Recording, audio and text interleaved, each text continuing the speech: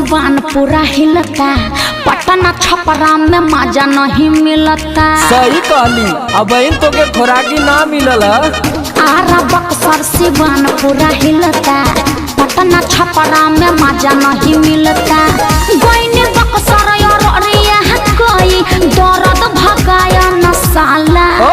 सुन 56 छुरी 72 भाला, आ गया मजनू यूपी वाला।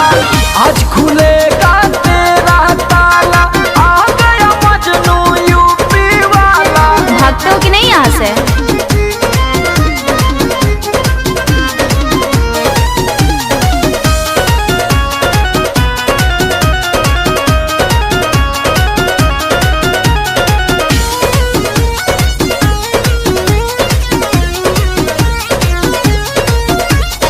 गाया भागलपुर और मोतिहारी, तारो न पैलस जवनिया है। आइलुआ जमगढ़ महू ये गोरी, जाई बदल अब कहानियाँ हो। अरे हटा जनी बढ़ बढ़ बोला तू बोलिया है। एक ही सादा पर चल जाई गोलियाँ।